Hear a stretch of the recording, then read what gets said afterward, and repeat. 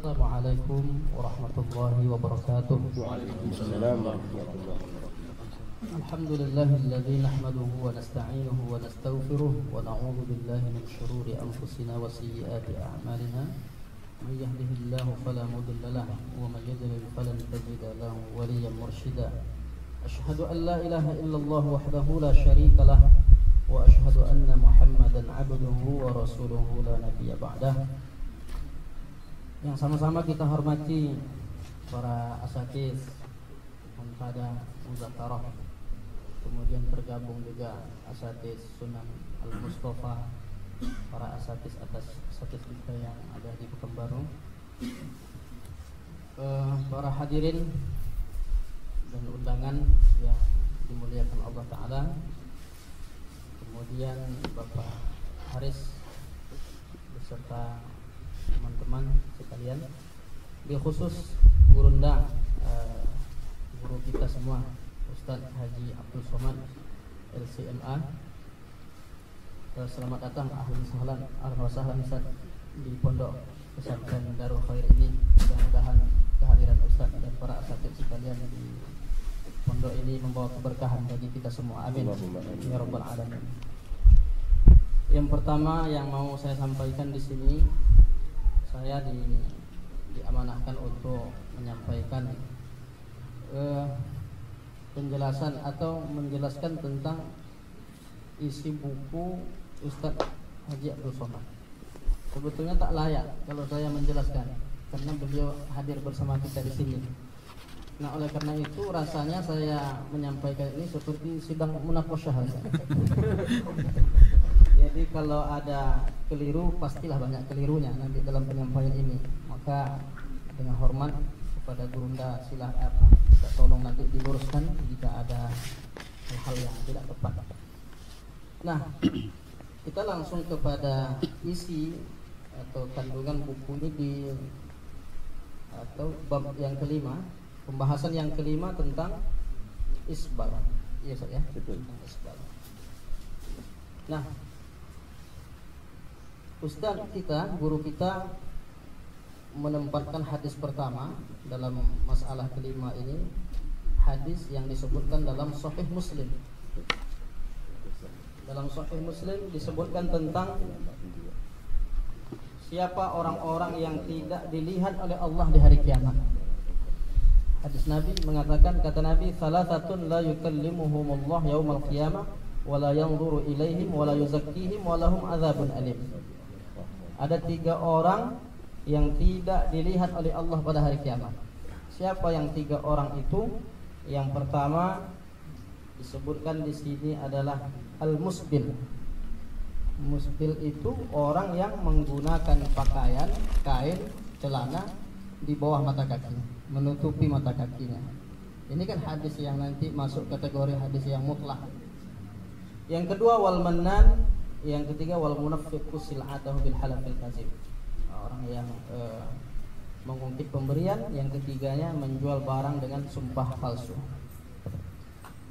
Hadis keduanya, guru kita menuliskan dalam bukunya ini tentang ancaman yang tegas.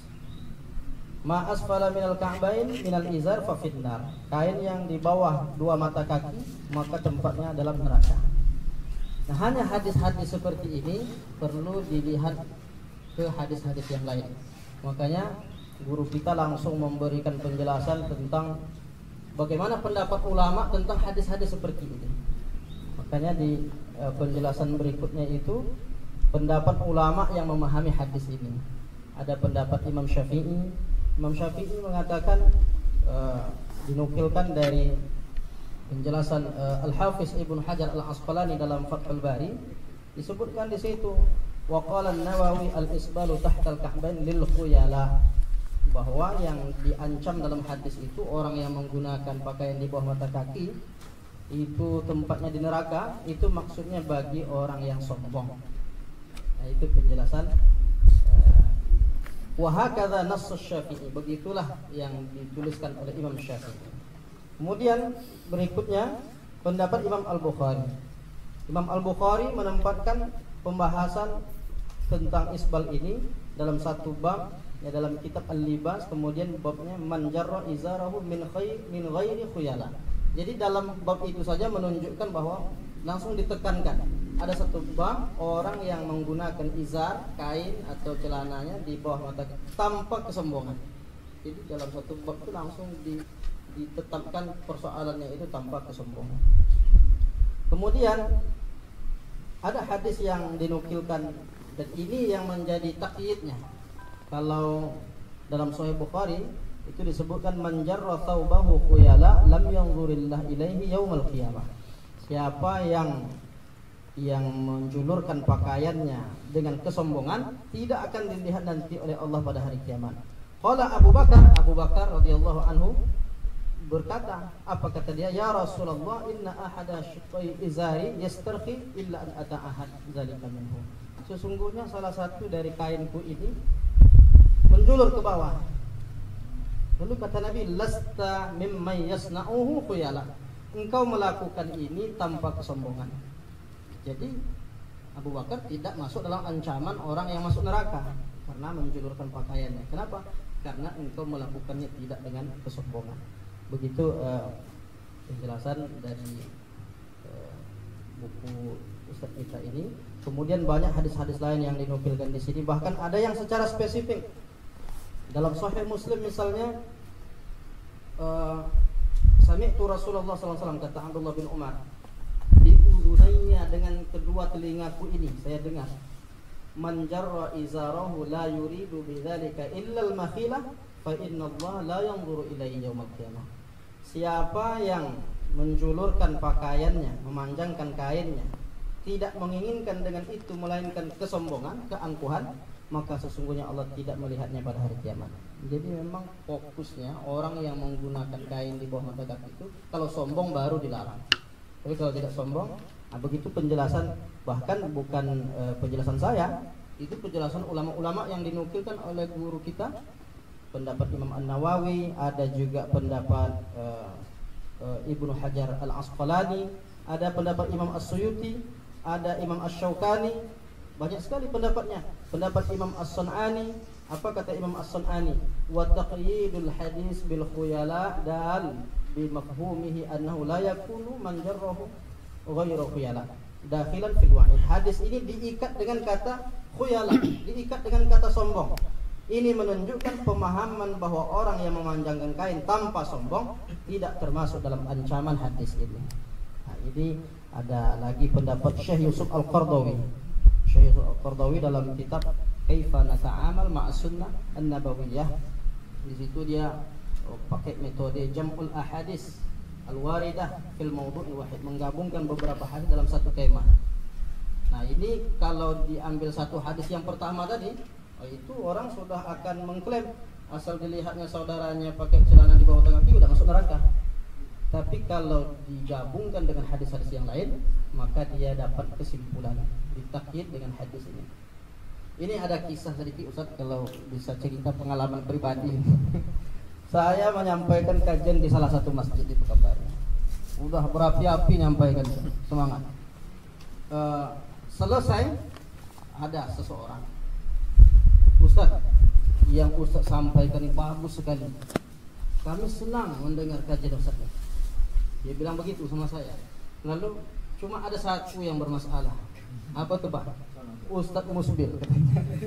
Ustaz pakai celana di bawah mata kaki. Lalu saya sampaikan, termasuklah saya baca buku Ustaz Abdul Somad, ada pendapat Syekh Yusuf Al-Qardawi. Saya langsung sebut ya Syekh Yusuf Al-Qardawi. Ini menurut Syekh Yusuf Al-Qardawi hadis itu harus digabung dulu Pak. Jadi tidak bisa kita ambil satu hadis kita klaim langsung orang masuk neraka begitu, jangan. Itu Yusuf Qardawi itu bukan ulama itu. Begitu dia menanggapinya. Saya dalam hati, Masya Allah, seorang Syekh Yusuf Qardawi dianggap bukan ulama. Lalu gimana lagi kita mau berkomentar? Tapi alhasil udah tinggalkan begitu aja. Ini pengalaman-pengalaman yang luar biasa. Memang kita perlu memberi penjelasan. Kadang penjelasan kita tak diterima. Sepertinya karena Syekh Yusuf Qardawi tidak sepaham dengan pemahaman mereka.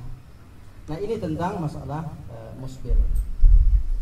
Artinya Ustaz kita menukilkan pendapat ulama ini dari Imam Syafi'i, Imam Bukhari, Imam Nawawi, Al-Hafiz Ibnu Hajar Al-Asqalani, Imam As-Suyuti, Imam Asy-Syaukani, Imam As-San'ani yang nulis kitab Subul Salam, juga Syekh Yusuf Al-Qardawi. Sudah berapa banyak ulama-ulama yang mengatakan karena kesombongan itulah sebabnya diancam. Ini kalau sudah banyak begini, mestinya orang sudah paham bahwa itu bukanlah masuk dalam ancaman dalam neraka, itu yang disebut dalam hadis pertama tadi. Nah, saya untuk kadang-kadang ditanya lagi, udah disampaikan begitu, masih ada pertanyaan. Pertanyaan berikutnya begini Ustaz, mungkin kita sama-sama diskusikan. Sebetulnya Rasulullah itu gimana pakaiannya? Musbil atau tidak dia? Nah, jadi ada beberapa hadis. Di antara hadisnya itu disebutkan dalam Sahih Bukhari. Suatu ketika diriwayatkan dari Abu Bakar, terjadi khasafatus syams, terjadi gerhana matahari. Wa nahnu 'inda Nabi sallallahu alaihi wasallam faqama yajurru thawbahu. Suatu ketika kami bersama Nabi, beliau berdiri dalam keadaan menjulurkan kainnya. Itu hadis pertama, artinya Nabi pun di dalam hadis ini diriwayatkan Nabi pernah menjulurkan kainnya. Kemudian hadis yang lain dalam Sunan Abi Dawud dari Jabir bin Abdullah, dia katakan bahwa ataitun nabiyya sallallahu alaihi wasallam wa huwa muhtabil bi syamlati wa waqa'a hudbuha ala qadamaihi. Aku pernah menjumpai Nabi ketika itu dia menjulurkan mantelnya sampai melewati kedua mata kakinya. Jadi Nabi sallallahu alaihi wasallam pun pernah dalam hadis itu disebutkan dia musbil. Bahkan ada dalam Sunan Ibnu Majah disebutkan bahwa Rasulullah itu keluar sambil menyeret kainnya, maksudnya pakaian itu sampai di bawah mata kaki. Jadi kesimpulan saya ringannya begini saja. Jika isbal itu hukumnya benar-benar haram secara mutlak, tidak ada kemungkinan lain, pokoknya haram mutlak, pastilah Rasulullah tidak melakukan isbal itu walaupun cuma sekali. Andai isbal itu memang haram secara mutlak, seperti haramnya mencuri, berzina, maka pasti satu kali pun Rasulullah tidak akan pernah melakukannya, karena Nabi maksud terpelihara dari dosa. Kaji hadis kan ulama-ulama. Jadi kaidah intinya isbal yang dilakukan Nabi itu menunjukkan bahwa larangan isbal itu mutlak dalam arti dia harus dibawa ke muqayyad, diikat dengan kondisi tertentu, yaitu kesombongan.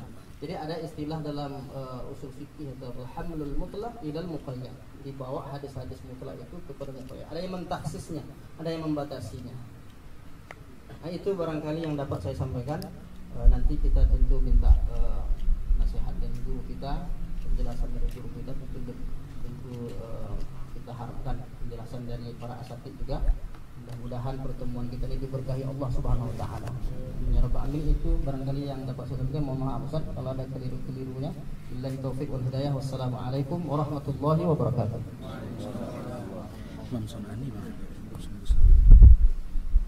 Alhamdulillah, jazakallah khair kita ucapkan kepada Ustaz dan guru kita Dr. Muhammad Khair Al-Qushairi yang telah memaparkan poin-poin penting yang tercantum dalam kitab yang disusun oleh tuan guru kita.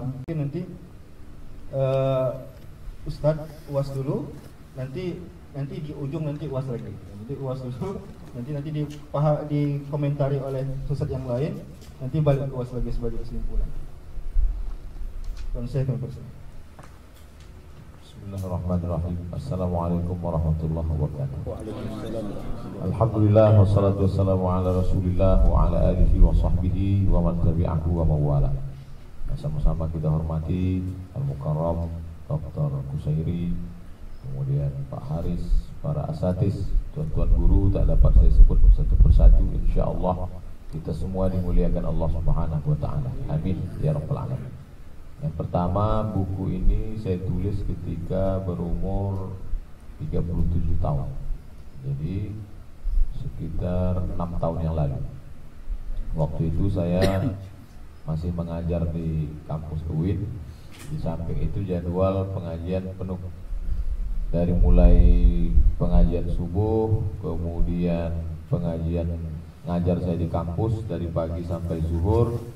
Dari Panam itu saya ke Kota Pekanbaru untuk kajian Zuhur, kadang di An-Nur, kadang di Ar-Rahman, kadang di bank syariah, kadang di kantor dinas. Kemudian balik lagi ke UIN, masuk jam sore.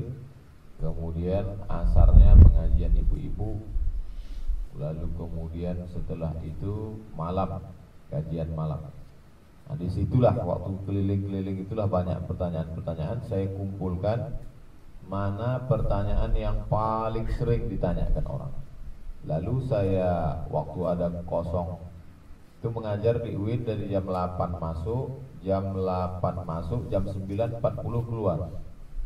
Ada waktu 1 jam istirahat, itu ada satu ruang di Usuluddin itu tempat saya duduk.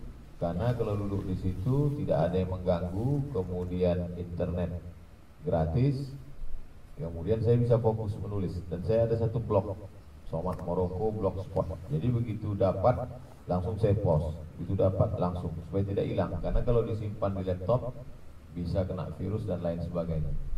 Nah, makanya kalau akhi lihat di buku itu hampir tak ada komentar saya. Saya di situ hanya jam'ul adillah, mengumpulkan dalil-dalil saja.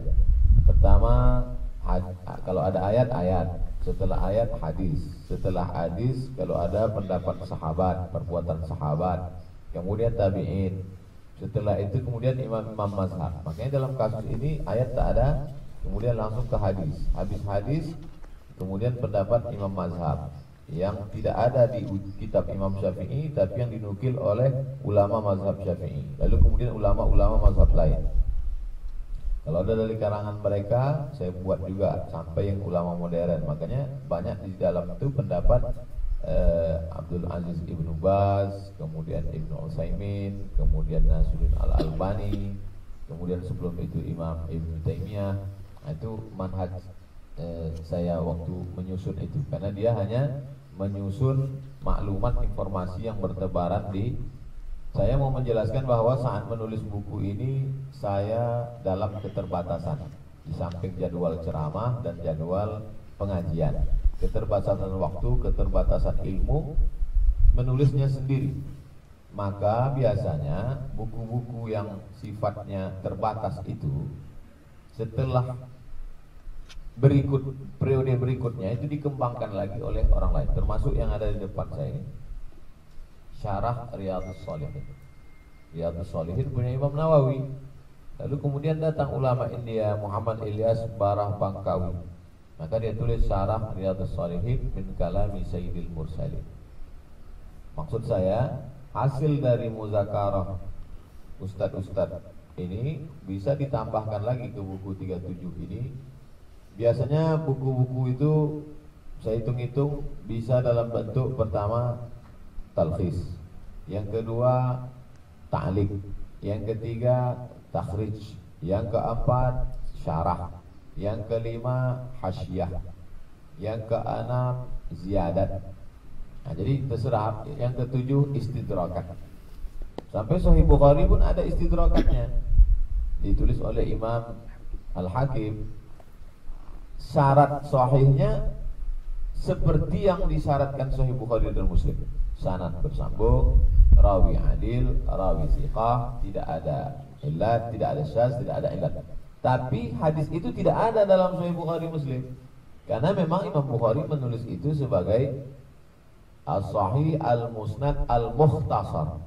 Bukan karena Imam Bukhari tidak tahu, Imam Bukhari tahu, tapi dia memang manhaj dia kitab itu mukhtasar, ringkasan. Maka datang Al-Hakim membuat temuan-temuan, syaratnya sesuai dengan syarat Sahih Bukhari Muslim, tapi tidak ada dalam Sahih Bukhari Muslim. Maka muncullah istilah sahihun ala syartai al-Bukhari wa Muslimin wa lam yukhrijahu.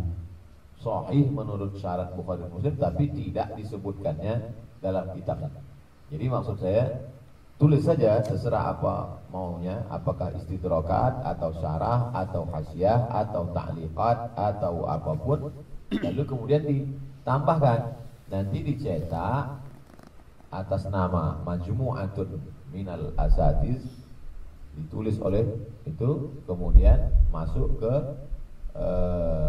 kita kan mau tabung wakaf itu ada penerbitnya Ustaz, tabung wakaf press. Jadi semua ustadz-ustadz yang punya buku dicetak. Masalah cetak kita tak perlu beli mesin cetak karena mubazir, karena tidak setimpal dengan pendapatan. Jadi cetaknya kita numpang aja di Bandung atau di Surabaya atau di Jogja yang murah. Tapi kita punya untungnya punya press itu diurus ke Menhubham. Kalau kawan-kawan kita ada dosen atau apa, dia punya ISBN, bisa untuk kum itu naik pangkat. Bainal kum wal kam. Kemudian disitulah kita berbagi berapa persen untuk tabung wakaf. Misalnya tabung wakaf ikut menjualkan sekian persen dari keuntungan nih tabung wakaf. Jadi kita dua-duanya dapat, ilmunya dapat, kum nilai dapat, ekonomisnya dapat, dan wakafnya juga dapat. Nah, ini poin yang pertama. Saya mengaku bahwa saya menulis buku ini dalam keterbatasan ilmu. Kalau sendiri, sedangkan ramai-ramai itu lebih banyak, lebih selamat. La tajtami'u ummati ala dhalalatin. Tak akan mungkin umatku itu sepakat untuk kesesatan. Tapi kalau sendiri mungkin salah. Dari tadi coba kita tengok tambahan. Ustaz Dr. Khair Kusairi menyebutkan beberapa hadis bahwa Nabi SAW pun pernah kaki celananya, kaki kainnya, jubahnya panjang, menyeret melebihi mata kaki. Jadi kan itu kan selama ini yang ditanya, gimana pakaian Nabi? Nah, itu jawabannya. Dan bisa di ujung misalnya pakai metode kulta. Wa in kulta, kalau kau katakan apakah Nabi pernah, ku katakan jawabannya. Nih, yang kedua, tambahan dari Al-Mukarram Ustaz Hanafi. Ini yang selalu, dan saya dapat jawabannya di sini. Abu Bakar itu, ini di sini ya, Abu Bakar. Ya Rasulullah, inna izari yastarhi. Wahai Rasulullah, kainku itu yastarhi, menjulur. Kainku itu menjulur, menyeret ke bawah. Illa an ata'ahadahu. Faqala Rasul, kata Nabi, innaka, kau Abu Bakar, lasta mimman yaf'aluhu khuyala. Engkau kainmu menjulur itu, tapi kau tidak sombong, jadi tak apa-apa. Persis macam yang dikatakan. Berapa kali saya dengar itu. Abu Bakar itu dibolehkan Nabi karena pinggangnya itu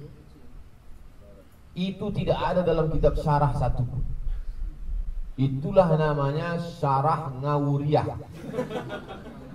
Jadi dibayangkannya Abu Bakar itu macam dia pakai celana, mungkin dulu gemuk, terus karena sering puasa sunat, jadi pinggang tuh mengecil. Waktu celana itu turun-turun ke bawah, dibayangkannya Abu Bakar macam dia. Padahal jelas-jelas kata Abu Bakar di situ, inna izari, bukan inna bantoluni. Abu Bakar tuh pakai kain. Orang sekurus apapun pakai kain tak akan jatuh kainnya. Karena tak sama pakai kain dengan pakai celana. Kalau pakai celana iya jatuh. Kalau pakai kain tak akan jatuh karena kain itu diikat. Bukan kain itu pakai resleting. Ini namanya tadlis. Yang mereka lakukan itu tadlis. At-tadlis akhul kadhib. Itu kata ulama. Tadlis, dan memang biasa mereka melakukan itu. Dalam kitab itu ditadlisnya. Ini poin yang kedua, bahwa ada hujah di situ. Bayangkan kita ketemu ini berapa kepala, keluar argumentasi. Dan kalau ini tak kita bukukan, dia akan menjadi habaan mansur. Mohon maaf Ustaz, bukan saya mau menguji-uji. Walaupun yang kecil-kecil, termasuk tentang masalah termasuk tentang masalah argumentasi. Karena waktu kita ini ya kita ingat, tapi nanti setelah kita cerita lupa kita itu tentang masalah celana dengan kain. Pas dihujah orang, iya dulu waktu di tempat Ustaz Khair ada tuh jawabannya, tapi apa ya? Tak ingat lagi. Tapi pas buku itu ada tuh dalam buku, bisa kita berikan alasan. Itu poin yang kedua. Yang ketiga, yang pertama bahwa saya menulis ini dalam keterbatasan. Yang kedua, hendaknya segala argumentasi maupun yang kecil-kecil itu ditulis per poin, pakai poin. Karena kalau cerita umum itu payah kita nyimpulkan yang poin 1, poin 2. Saya SMS pun pakai poin. Ustaz, Kalau ngirim SMS kelima pakai poin. Itu kedua. Yang ketiga, selalu saya gitu, ceramah pun pakai 1, 2, 3. Membuat berita pun gitu, 1, 2, 3. Begitu juga dengan kesimpulan. Yang ketiga, bahwa yang menjadi ilat sebabnya itu, sebabnya itu apa? Maka kalau salah mengambil sebabnya, kita sedang berhadapan dengan orang-orang yang bermazhab sebetulnya mazhabnya zohiri. Zohiri itu, zohir bahasa kerennya tekstualis. Jadi kalau di teks itu mengatakan kaki celana, ujung kain, ujung jubah berlebih, itulah dia yang dipahami. Sedangkan mazhab Syafi'i, Imam Syafi'i turun ke Imam Nawawi, turun ke Imam Ibnu Hajar Al-Asqalani, turun ke Imam Jalaluddin Abdurrahman As-Suyuti, maka mereka melihat illatnya itu bukan pada teks. Maka Syekh Muhammad Al-Ghazali menulis kitab As-Sunnah Baina Ahlil Hadis wa Ahlil Fiqh. Sunnah menurut pemahaman Ahlil Hadis dan Ahlil Fiqh, antara kaum tekstualis dengan kontekstualis. Kalau tekstualis, teksnya memang yang menjadi sebab di situ adalah asal lewat mata kaki. Sedangkan yang dipahami Imam Nawawi, Imam Syafi'i adalah sombongnya. Jadi kalau mata kaki semualah asal lewat mata kaki. Tapi kalau sombong, makanya ada ketua jurusan usul fikih Al-Azhar. Kata dia begitu. Terjemahannya begitu. Saya hadir waktu itu bedah buku pelatihan. Kata dia gitu. Ilat dalam hadis isbal ini adalah sombong. Jadi kalau nanti semua orang pakai celana di atas mata kaki, antum pakai celana di atas mata kaki, antum pakai celana di atas mata kaki, antum di atas mata kaki, Ustaz pakai celana, semuanya pakai celana di atas mata kaki, tapi semuanya sombong, maka wajib isbal. Saya waktu dengar itu, karena ilatnya bukan celananya tapi sombongnya. Setelah menjelaskan, saya ulang sekali. Ilatnya bukan nasnya tapi mafhumun nas. Mafhumnya adalah di situ khuyala. Jadi kalau nanti semua orang pakai celana di atas mata kaki dan sombong-sombong semua, maka wajib isbal untuk melawan itu. Itu poin yang keempat. Poin yang kelima, duduklah saya di ruang dosen UIN. Di ruang dosen UIN itu duduk, datanglah satu dosen sosiologi. Kata dia begitu, Ustadz Somad, saya udah tonton video Ustadz, argumentasi Ustadz tajam. Tapi kalau boleh, saya ingin mengajak Ustadz melihat dari sisi lain, dari sisi ilmu saya sebagai seorang sosiolog. Wah, menarik nih Pak. Tadi itu kan sisi usul fikih sudah, sisi hadis sudah, sisi ilat usul fikih sudah. Ternyata dia mau ngajak saya melihat dari sisi sosiologi. Kata dia gini, Ustaz, kalau orang masuk ke sebuah komunitas, maka menurut ilmu sosiologi, ilmu saya, yang saya dosennya, orang kalau masuk ke sebuah komunitas, maka komunitas itu akan menarik kalau ada yang melihatkan identitas. Maka kaki celana bukan sekedar hadis, tapi di sana ada identitas. Coba tengok anak pang.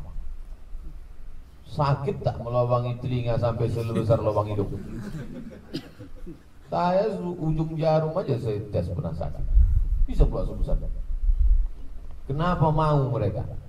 Patuh itu bukan main sakitnya. Kenapa mau? Karena di sana ada identitas. Mohon maaf, jangan tersinggung, saya bukan mau menyinggung. Makanya sebagian orang yang hijrah, dia merasa lebih hijrah kalau ikut jamaah tabligh. Saya support jamaah tabligh. Kenapa? Karena dalam jamaah tabligh dia menemukan identitas. Panjang, jenggot, bersorban, khuruj bersama. Dia menemukan ada perubahan yang luar biasa. Saya setelah ikut ini semua berubah. Cara makan saya berubah, cara duduk saya berubah, cara gosok gigi saya berubah, cara sorban saya berubah. Di sana ada identitas. Maka setiap kelompok yang melihatkan identitas secara fisikly, maka itu lebih menarik, lebih tertarik. Hanya saja tabligh setelah orang dirubahnya ada kurangnya. Tabligh tidak mau menyalahkan orang lain. Ini secara rukun sosiologi kurang. Yang paling menarik itu adalah ketika antum bisa merubah orang dari mulai cara makan, cara berpakaian, lalu kemudian menyalahkan orang lain. The best. Mancing. Kita seolah mancing. Maka kalau melihat orang itu cuma dua saja. Tengok ke atas sekali, ke bawah sekali. Ke atas jenggot, ke bawah kaki celana. Dulu kita kalau jumpa orang kan senyum. Sekarang enggak, tengok atas, tengok bawah. Jadi sekarang masalahnya bukan masalah dalil. Dalil sudah cukup, tapi ini masalah sosiologi. Jadi dalam ilmu sosiologi, setiap komunitas pasti akan menampilkan apakah Ustadz Qusairi menampilkan identitas? Saya tanya pertanyaan kedua. Apakah Ustadz Qusairi menampilkan identitas? Ya. Dia ingin membuat sebuah komunitas dan komunitas itu punya identitas. Mana identitasnya? Nih. Identitas. Maka siapa yang punya ini, maka dia sudah bermazhab Qusairiyah.